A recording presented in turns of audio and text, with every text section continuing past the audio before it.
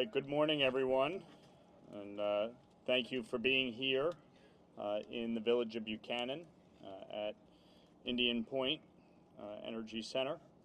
And I'm proud to be joined today by Secretary of Energy Chris Wright, as well as Dr. Kris Singh, the CEO of Holtec. And I want to thank Holtec for welcoming us here today, as well as Teresa Knickerbocker, the mayor of the village of Buchanan. Standing here at Indian Point is an acute reminder of one of the most disastrous energy policy decisions Albany Democrats have made in decades. For more than 40 years, Indian Point delivered clean, reliable, carbon-free electricity to millions of people across downstate New York, supplying roughly a quarter of the region's power supply, including for New York City. When it was shut down, that power generation disappeared, but the demand was still there. And families across the Hudson Valley are opening their utility bills and asking the same question: why are energy prices going through the roof? The answer is not complicated. New York's average residential electricity price reached 27.39 cents per kilowatt hour, 59% higher than the national average. Electricity prices in New York rose 12% over the past year, increasing twice as fast as the national average and 4 times faster than inflation. And since 2019, New York's residential electricity prices have risen 58% compared to 36% nationally. The fact is this: Albany Democrats have created an absolute disaster for New York's energy grid. Their policies, from shutting down Indian Point, to banning natural gas extraction, to blocking pipelines, to blocking Dan Scammer, the natural gas power plant in Newburgh, to requiring all electric construction, electric vehicle mandates, and the passage of the disastrous CLCPA is the very reason why New Yorkers are facing an outrageous increase in utility costs. NYSERDA just last week put out a report that the average New York homeowner is going to see a $4,000 increase in utility costs per year because of these disastrous policies. Some of my Democratic colleagues in government, like Andrea Stewart-Cousins or Pete Harcum or Dana Levenberg, will stand behind a podium and say, "Oh my God, I can't believe utility costs are rising. I can't believe the PSC approved it. I can't believe the utility companies are raising prices." The reason they're raising prices is because of them. And they have the chutzpah to stand there and gaslight everybody. It's time to reverse course. It is time to actually fix the broken energy policies of this state. That means you need natural gas. It means you need nuclear power. And yes, you do need renewables. And I've been in support of renewable energy. And we need offshore wind, and we need solar panels. But an all of the above approach actually includes all of the above. And nuclear power is part of the solution. Governor Hochul last year announced that she wants to reinvest in nuclear energy, that we need new nuclear power plants upstate. The reality is, this facility right behind me can be rebuilt. This facility could generate the power that is needed for New York. If you want Micron to come to New York, if you want data centers to be built here in New York, if you want semiconductors to be built, you need power, you need energy. That requires having the capacity to generate it. The reality is there is not enough solar panels or wind turbines to generate the level of electricity that is needed in the state of New York to meet the demand. Nationwide, 70% of electricity is generated by natural gas. 70% nationwide. Nuclear power is part of the solution. And we see in the state of Michigan, a Democratic governor, Gretchen Whitmer, is bringing a decommissioned power plant back online. Palisades is slated to open this year. And Dr. Singh and his team are working tirelessly to get it back online. There's no reason the same cannot be done here in the state of New York. And so I am proud to be here today with Secretary Wright and calling for Indian Point to be rebuilt and reopened. Hudson Valley families are being suffocated with rising energy costs because of Governor Hochul's failed and disastrous energy policies. It is time to reverse course. Now, the last thing I will say before turning over to Secretary Wright is that this week I introduced legislation, the Economic Recovery for Nuclear Affected Communities Act. And the reason I did is because villages like Buchanan, the town of Cortland, Westchester County, and the Hen Hud School District have been severely impacted by this shutdown. Millions upon millions upon millions of dollars of tax revenue lost, crippling the local economy, burdening property taxpayers. That's why I fought so hard to lift the cap on salt. We want to provide tax relief.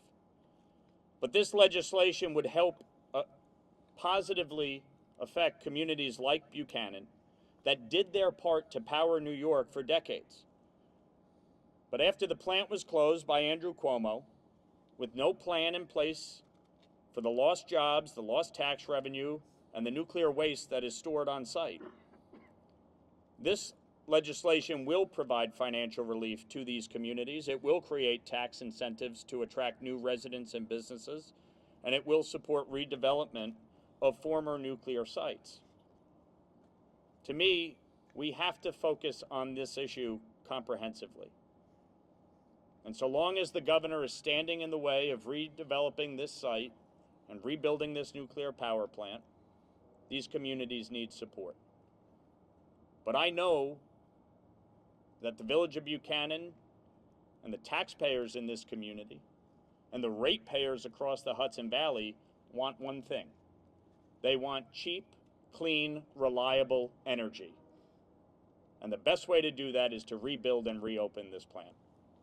With that, I want to introduce our Secretary of the Department of Energy, Chris Wright. Thank you. Thank you, Representative Lawler. I think he laid out the case great. I won't repeat the many points he made, but they're spot on. I want to thank the mayor of Buchanan. Mayor Knickerbocker is here today, fighting for her community for a decade with a simple agenda: raise wages, lower costs. In fact, that summarizes in a nutshell President Trump's agenda. He came into office and hired me as Energy Secretary, said you got to do two things. You got to lower the costs for all Americans. And the easiest way to lower costs across the board is to lower the cost of energy.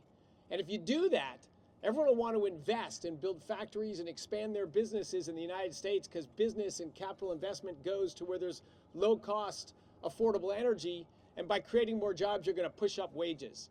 And the agenda: lower costs, raise wages. I got to point out a friend of mine and a partner of mine, Kris Singh, CEO of Holtec, a decades-long pioneer in the nuclear space, a broad-based company that's doing awesome stuff to help us restart nuclear power again in the United States. And as Representative Lawler said, in a few months in Michigan, the first ever restart of a nuclear power plant ever is going to happen. And it's a similar story. It was just a foolish political decision blowing with the winds of the day that we're going to shut down our nuclear power plant. And then, of course, as power prices start to skyrocket, no one wants to put a business in. Never mind, let's get it open again. And so, fortunately, it was reversed, and in a few months, a gigawatt of reliable power will be added into Michigan, which is critical, because in the cold weather snaps we've had, that grid has been pushed to the edge. Most of the time there's spare electricity on your lines. You know, if the sun comes out right now or the winds start blowing, it's completely irrelevant. We got lots of spare power. The power that's valuable is the power that will be there at peak demand time. The only way you can add a new data center or build the Micron semiconductor facility is if you can increase the capacity at peak demand. And you don't know when peak demand is going to be. That's what matters. And we just went through a storm. Everyone here experienced it very well, right? Fern. We had 2 weeks of very cold weather. Over 200 million Americans experienced that.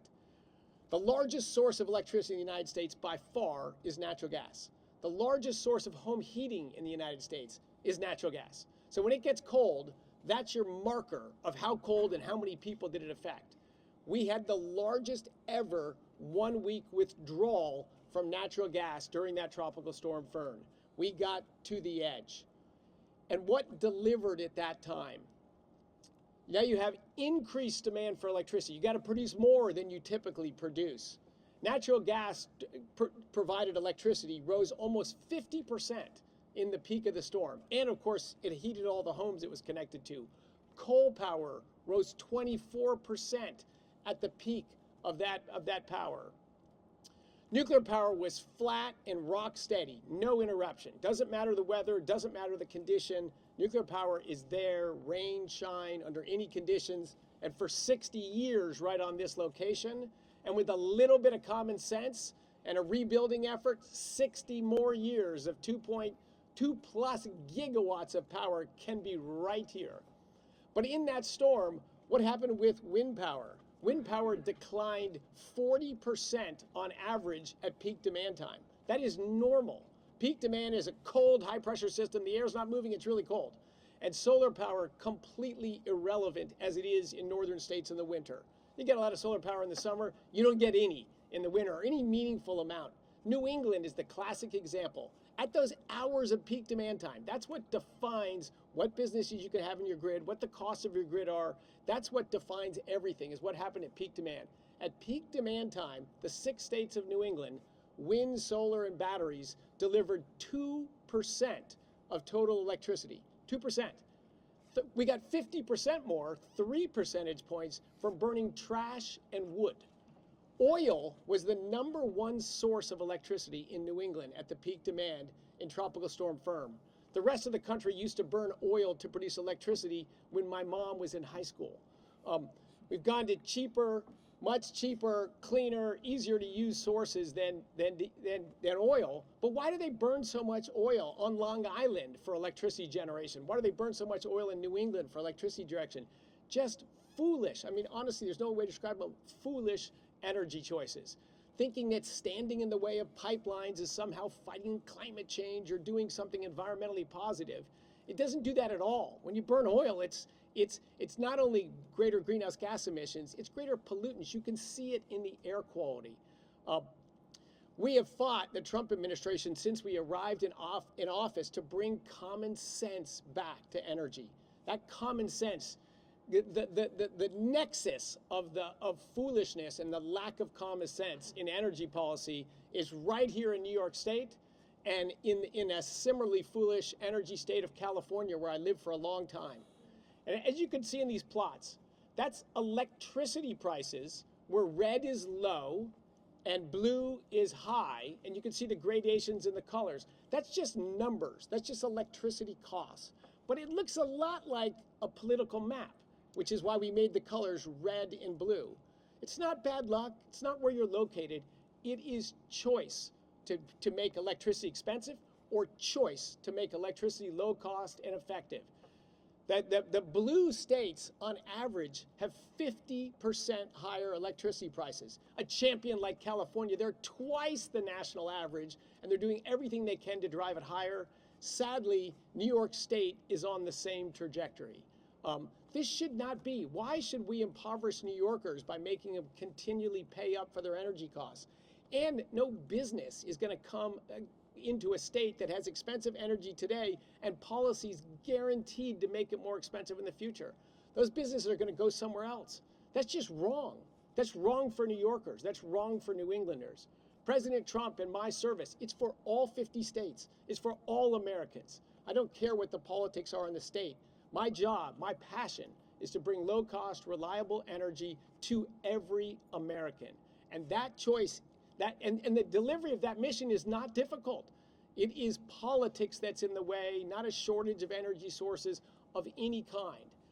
By building 2 pipelines, the Northeast Service Extender, the Nessie pipeline, and the Constitution pipeline that was blocked by Governor Cuomo, the same governor who shut down this power plant, and the same governor that said that greatest natural gas reserve in the world that lies under the state of Pennsylvania, a little bit in Ohio and West Virginia, and New York State, that has lowered energy costs enormously across our country. In New York, they said, nope, we don't want low-cost energy. We don't want jobs in our rural areas. We don't want more tax money. We don't want to participate in the single energy source that's driven down greenhouse gas emissions in our country more than any other country on the planet. Over half of those greenhouse gas reductions come from one thing, natural gas. Soon, natural gas will be the United States' largest export to the world. It has been an absolute energy and environmental home run for our country. Maybe New York should participate in that. And maybe New York should allow the Constitution pipeline to be built so the 6 states in New England can dramatically lower their cost of electricity, lower their cost of home heating, and allow businesses to expand. You both lower people's costs, you raise people's wages. Energy prices are political choices. Everybody wants clean air and clean water. And my whole life, I've been very proud to see enormous progress in that regard. The Trump administration, Representative Lawler, we have fought tirelessly to continue that progress of ever cleaner air, ever cleaner water in the United States. In my home state of Colorado, our big mammals are coming back. The water, air, and wildlife have never been better in my life than today. And what's the dream we share? We want it to be even better for our kids, even better for our kids. And with common sense policies, that's exactly what we will deliver. But let's just start thinking about humans and people instead of misunderstandings of climate change. This behind should in 5 years from now be an over 2 gigawatt generating plant that can lower lower electricity prices in New England, bring new jobs, new opportunity, bid up wages, bring more tax dollars. Like, who's against lower prices or higher wages? I want to hear from those in the questions. Tell us about that coalition, that Representative Lawler. We haven't met those folks yet, but apparently there's a large coalition of people that want higher energy prices and lower wages. And maybe I'll stop there. And you can see the map. I've got handouts. I have things on the storm. I'm a data nerd, so if you want to question any of the things I'm talking about, happy to engage with that. Feel free to ask the representative, myself, or this fabulous nuclear entrepreneur right next to us, Dr. Kris Singh, who is about to bring the Palisades nuclear power plant back on in Michigan, and of course is going to do this elsewhere around the world as well. Sarah? Practically, I'll let you call. I'm sorry. Sarah Wallace, WNBC TV. Practically, you're saying that you want to rebuild and reopen this.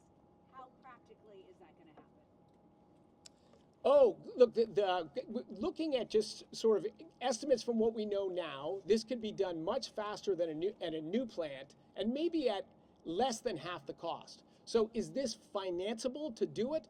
Absolutely. In the energy department, we are the largest energy lender in the world today. And what are we lending money for? Very simple objective. If we can lend money to creditworthy businesses that'll lower Americans' energy costs and expand economic opportunities, we will loan money on that. Would this qualify for credit? I can't say for sure, because I'm not supposed to do that, but I would say it's quite likely. Could you attract investment from data center developers, from new industrial powers that would help fund this? Absolutely. Can this happen? 100%. The only reason this won't happen is if the politicians don't let it happen. And let me just add to that. You have a Democratic governor of Michigan, Gretchen Whitmer. By no stretch a moderate or a conservative. She sees the benefit of this. She authorized and approved the rebuild, and reopening of Palisades on Lake Michigan. And that is vital. Working with Dr. Singh, they are going to be complete within the next few months, and it's going to be back online. As the Secretary just said, this is an issue of political will and being honest about these issues. Nuclear power is the cleanest source of energy. The Democrats want to talk about net zero carbon emissions. This is it. And they have a responsibility.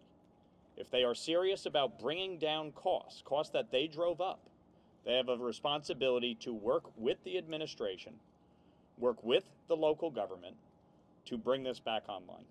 Safest source of energy on the planet as well. The data is compellingly so. The safest source of energy is nuclear as well. Yes, sir. Thank you. Tom Zambito from USA Today. When you talk about a restart here, are you talking about a traditional reactor or SMRs, and second part of that is what would be the timeline for a restart? Well, why don't we let the expert, Dr. Chris? Let's put it this way, it will be new nuclear at the old plant. We are going to make numerous improvements, but it will be the same power output or maybe a little more, maybe 10% more, and it will have all the latest safety features. But yes, please. Okay, Brian Cronin from the Highlands Current. When the plant was closed in 2019 as part of the shutdown agreement, they said there couldn't be any new nuclear power generated here unless the village of Buchanan, the town of Cortland, Westchester County, the state of New York, and the school district all had to agree. Yeah. So, Representative Lawler, the state has said that they wouldn't approve any. The county has said they would not approve any nuclear. How would you overcome that? Kathy Hochul has said a lot of things over the years, including that she wouldn't approve NESE, and look what happened. She did. She said she wouldn't do congestion pricing, and look what happened. She did. So I don't really care what Kathy Hochul has previously said. The question is there the political will to actually do something to drive down energy costs? Because everything the Democrats have done over the last decade has been to drive up energy costs in this state, and it is killing small businesses. It is killing, ratepayers. They are struggling because of these disastrous policies. So maybe, just maybe, a little common sense will be applied, and the governor will show some courage and spine. She says she has one, maybe she'll show it, and actually push back against some of the folks whose positioning on this is really not rooted in science. It's not rooted in reality. It's rooted in politics. The fact is, Indian Point should be reopened, and the governor should work with the administration, work with the village of Buchanan, work with the town of Cortland, work with the county to actually come to an agreement and lower rates. Otherwise, the reality is rates are going to continue to rise. Andrea Stewart-Cousins, the Senate Majority Leader, had the audacity to hold a press conference on utility costs and decry the fact that they are going up. She's the Senate Majority Leader. It's her policies that have created this mess in the state of New York. The governor controls the PSC. Those are the folks approving the rate hikes. This isn't driven by the Trump administration or Republicans in Washington. This is entirely under the control of Democrats in New York State. They have the ability to actually fix this by approving the restart of this power plant. Okay, go ahead right there. Christina Nairstein, New York Post. Can you tell me, so are there any plans to reopen this? Is there like any sort of a plan to negotiate with the governor to reopen this? Yeah. In the works, or and my other question is, why is this happening today, this press conference? So two things. One, we're calling for it to be reopened today. And the governor should take this seriously. She can't decry the nuclear power plant here when she is talking about building nuclear power upstate. It doesn't make sense. It's illogical. And the fact is that what is happening in Michigan is showing to the world that this can be done. It can be done safely. It can be done quickly. And it can be done to help provide clean, cheap, reliable energy. That is what we want. We want to reduce costs. As the Secretary points out on the map, New York State has among the highest, top 5 in the country in terms of electricity prices. And That is absolutely an abomination. And we have an ability to fix it. But it requires leadership. It requires people being honest about both climate science and energy policy. And so that's what we're calling for today. Keith Chickless, Rockland Post. President Trump has said about these AI companies and all these companies are going to need massive power, that he's going to make them have their own power plants. Would having these companies here in New York, would they be able to hook into here to help also bring down energy costs? And how long will it take for all that to happen? Absolutely, great question. So one of the questions we discussed was how could you fund the restart of this power plant? Number one, the Trump administration's strong desire to launch the nuclear renaissance. Nuclear is going to be huge decades in the future. We got to get it moving. So we have a lot of loan monies to go to that effort. But these data center developers, they will put money in to help fund the restart of that reactor. And maybe you say you get 2.2 gigawatts out of this. Maybe they buy 900 megawatts of it. You know, they'll pay a high rate, they'll bring capital in it, they'll allow it to get financed, they'll build a huge facility that'll generate a ton of tax dollars and jobs, and then the other 1.3 gigawatts go into the broader New York grid. And you talked about the data centers. Like, there's also this view that data centers or new demand of any kind drives up electricity prices. I want to say, and look, I've been an energy guy my entire life, the reality is exactly the opposite. If you look at the states across the country that have had the fastest demand growth for electricity, all of those states have had electricity prices fall in inflation-adjusted terms, and the states that have had the fastest rise in electricity prices, like New York, like Massachusetts, like California. You know what the sad thing is? New York today produces less electricity than it did 5 years ago. Massachusetts today produces less electricity than it did 5 years ago, as does California. So the way to get high electricity, once you start getting high electricity prices, nobody can afford to buy it, and businesses leave, and your demand goes down, your prices go up more. The way to bring your prices down is to bring demand here. Now, it's hard to bring demand when you got high expensive electricity prices.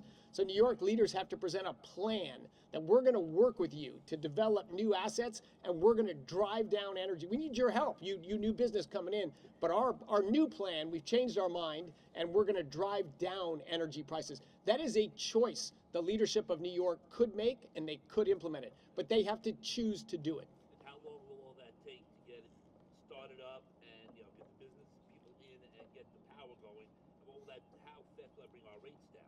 So, great question. So how long have we heard about artificial intelligence in these big data centers? 18 months, 2 years maybe at most? The state of Indiana 2 weeks ago filed for a rate decrease for Indiana ratepayers.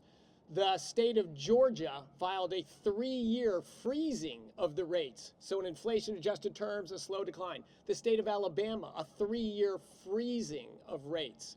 So it can happen pretty quickly. If you bring investment money in, you have common sense leadership that's focused on citizens and not on the goofy politics of energy, it can happen. The money is there from developers. That you got tens of millions of New Yorkers. Why not bring better job opportunities and lower costs here to New York? I could think of, if I was a New York politician and I'm standing next to one, that's his goal. How can we have New York politicians that don't have that goal to lower people's prices and help them raise their wages? Thank you. Hi, Jimmy Hackett with Hudson News. The dismantling of this plant began in 2021. Is that dismantling continuing? Will it continue until you begin your new plan? How will that work? And how long will it take for the plant? How long will that project take? I mean, Chris, well, of course you got to fully develop a plan, but there's some dismantling that's happened, but some of that actually would have been done anyway. You're going to put a new reactor vessel anyway, because that's right near the core. So those reactor vessels have been removed. They would need to be removed anyway. Most of the large infrastructure is still here. Some will have to be redone. So it has to be reconstructed, but not massively. Almost everything you see, of course, it'd be prettier and modern and all that. But this could be done. Like if we had political common sense broke out in New York and decided to move forward on this plant could be running in 5 years. And how much would it cost? So a new nuclear plant of this size, the most recent examples down in the Carolinas cost, unfortunately, over $30 billion. Done smart and intelligently, it could probably be done a little over $20 billion. To reconstruct this plant, probably for less than half of that. Which is also why the economic, because there's so much here. The generators, the steam turbines, there's so much large, heavy equipment still in there. When you build a nuclear power plant, these are built to last for a very long time. They're licensed for 40 or 60 years, but there's no reason a nuclear plant should not run more than 100 years. So that half figure that you're talking about would be around, did you say 20 million or half? No, of that? 10. Yeah, maybe round number, 10 billion, a little more than 10 billion. But to get that much capacity that would last for 60, 80, 100 years, at low fuel cost, yeah, the economics of that would be quite good. It could certainly be part of lowering energy costs in New York. All right, folks, the Secretary's got to go to another event, but I want to thank you all for being here. Secretary Wright, thank you so very much. Dr. Singh, thank you. Let's go. Thank you, Dr. Secretary.